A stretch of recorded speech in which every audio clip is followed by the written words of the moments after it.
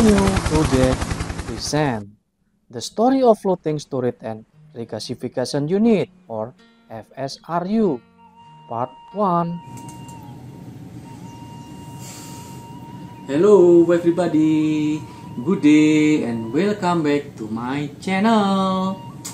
Having previously discussed the fundamental of LNG production, transportation and storage, it's time to delve deeper into the innovative technology behind FSRU and their vital role in the global energy landscape.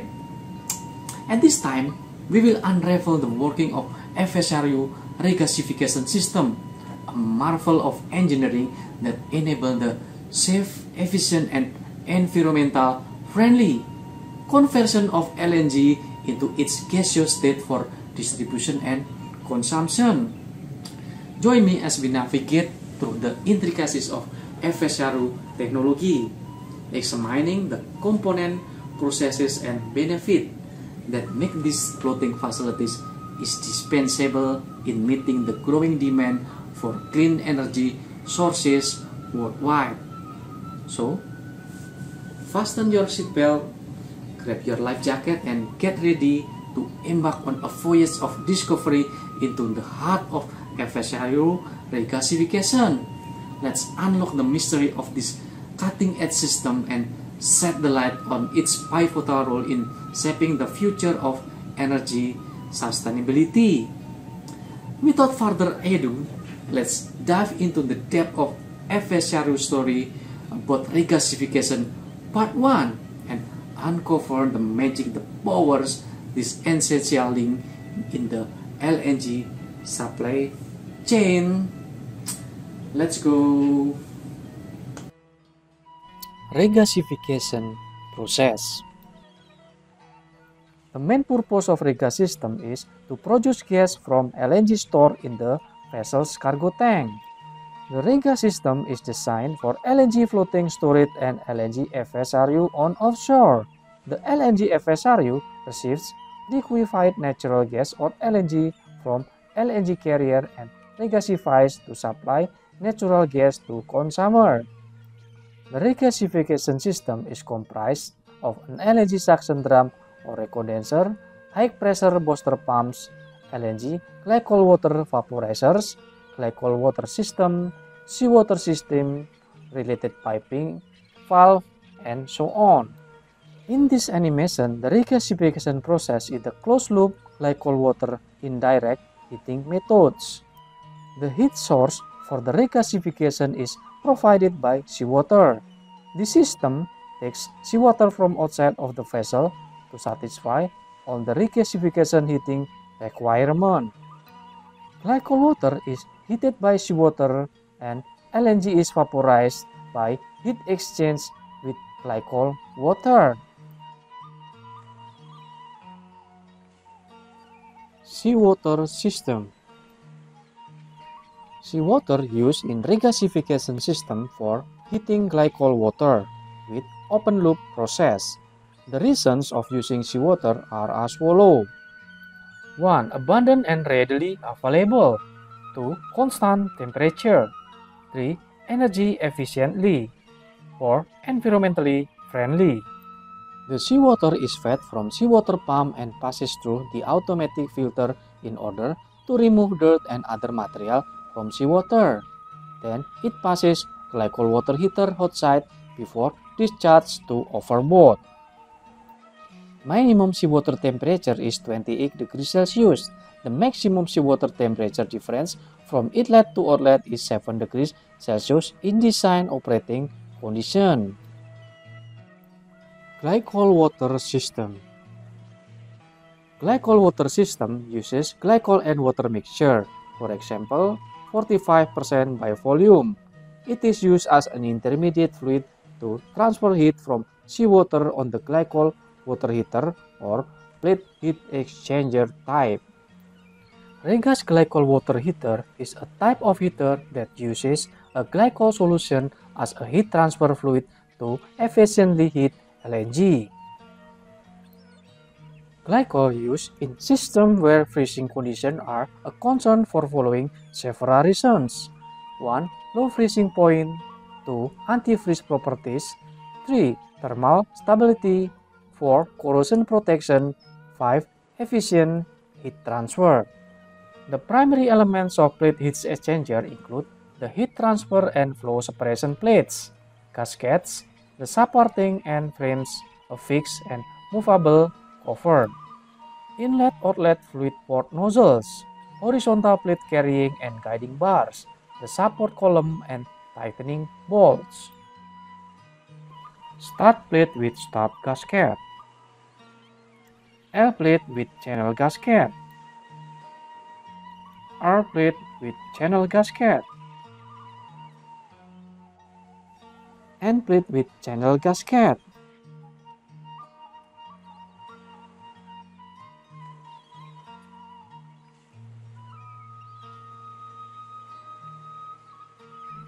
As shown in the following animation, the hot and cold fluid streams flow in alternate channels separated by the plate. Each pair of adjacent plates in the plate heat exchanger form the channel, and the fluid media entering and exiting via inlet-outlet ports are routed through alternate interplate channels. During the passage of the channel, the warm fluids give some of its heat energy to the thin wall, which instantly transfer to the cold fluid on the other side. The warm fluid drops in temperature, while the cold one is heated up.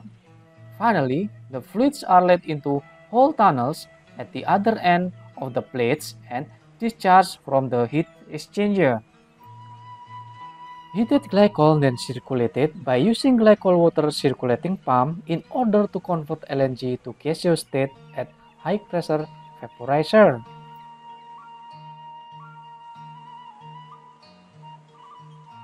Glycol water expansion tank is installed to relieve the pressure fluctuation of the glycol water system. As the glycol water is heated or cooled, expansion tanks absorb this volume change and keep the glycol water system pressure stable. Liquefied natural gas system. Following is the LNG system of regasification. From cargo tank, LNG pumped by spray pump to be mixed with BOG generated from cargo tank and feed pump to supply LNG to vaporizer.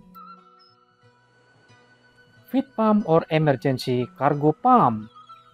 Submerged type LNG feed pump, known also as emergency cargo pump with fixed electronic motor driven, is installed in each cargo tank. LNG feed pump is connected to the LNG feed or spray header for regasification system. LNG feed pump is used to supply LNG to regasification system and to unload LNG from cargo tanks as emergency cargo pump. Feed pump is centrifugal type pump which is inserted to a column. The column also used as discharging line. The main component of centrifugal pump includes an impeller, casing, shaft, bearings, and motor. A diffuser equipped to improving pump efficiency and performance by converting kinetic energy into pressure energy. Foot valve is installed on the bottom of column in order to isolate cargo tank during maintenance of feed pump. So, for overhauling feed pump, it is not necessary to carry out gas-free for the cargo tank. This feed pump discharging pressure about 9 bar and flow rate approximately 350 cubic meter per hour. From feed pump, LNG then discharged to recondenser before filled up to high pressure booster pump.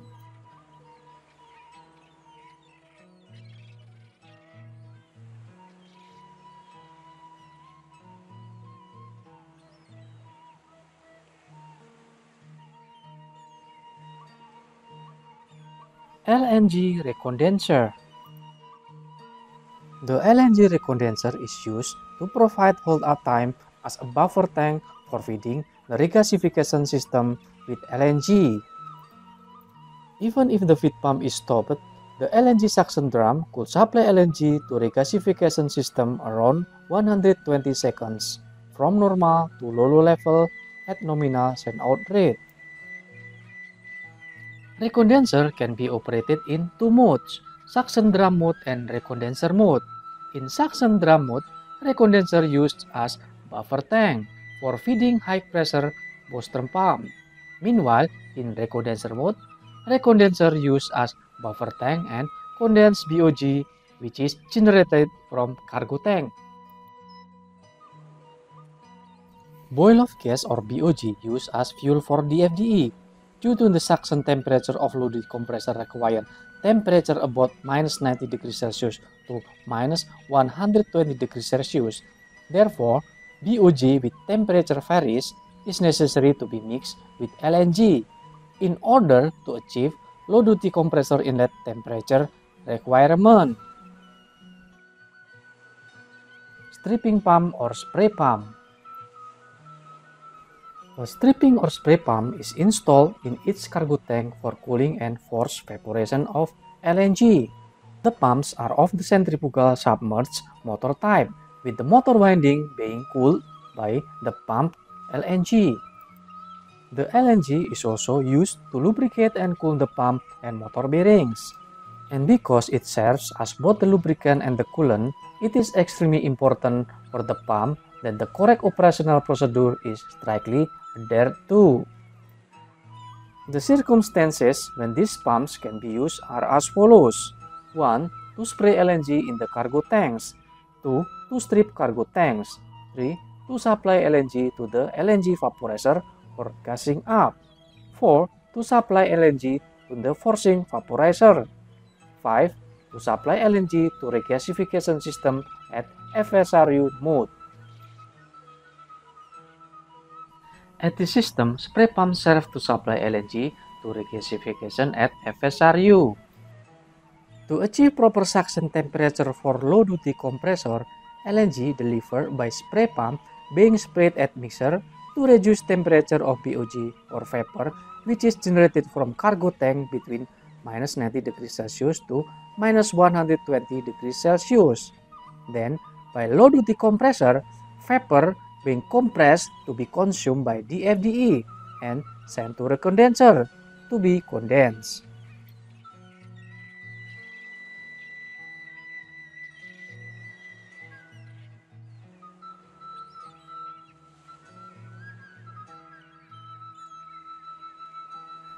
Gas combustion unit or GCU used to burn excess BOG or vapor which is not used by DFDE.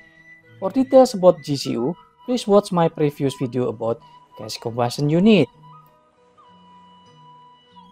When regasification send-out rate is increasing, BOG supply to GCU close and GCU fire off. BOG flow then switches from GCU to recondenser to be condensed for regasification.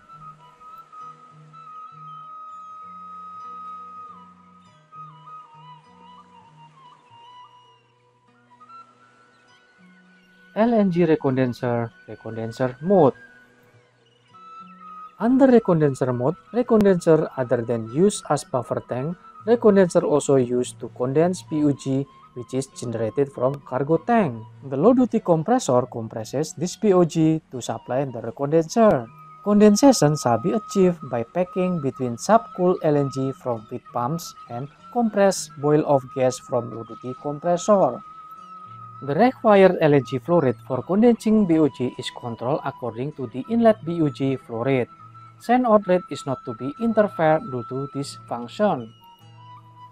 Knockout drum.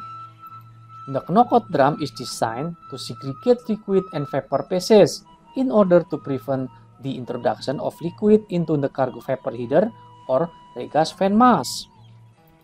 The collected vapor on the knockout drum will be delivered to vapor heater and the collected liquid will be drained to cargo tank.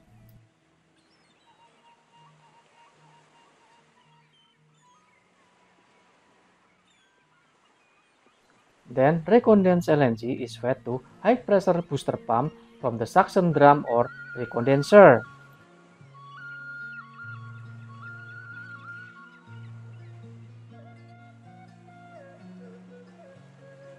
High pressure booster pump.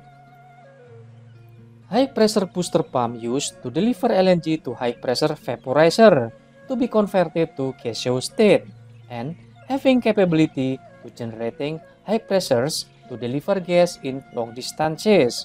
from FSRU at sea to power plant at shoreside. The high-pressure booster pump consists of a multi-stage centrifugal pump and electric motor mounted vertically in an individual suction pot. The pump consists of multiple stages, each containing an impeller and diffuser. As the liquid or LNG passes through each stage, it gains energy, resulting in higher pressure at the pump outlet. The multi-stage configuration allows the pump to achieve higher pressures than single-stage pumps. The pump operates on the principle of centrifugal force, where an impeller rotates at high speed, creating centrifugal force that propels the fluid outward. This results in conversion of mechanical energy from the motor into kinetic energy. Before starting high-pressure booster pump, it is necessary to carry out cooling down and filling the suction pot with LNG. After the suction pot has been filled with liquid, observe 3-hour swag time.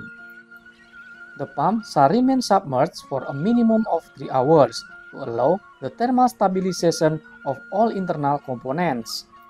This type of high-pressure booster pump with 10 stages centrifugal pump able to achieve pressure 85 bar to 96 bar with pump capacity about 200 cubic meter per hour. From high-pressure booster pump, then pressurized LNG discharged to high-pressure vaporizer. High-pressure vaporizer.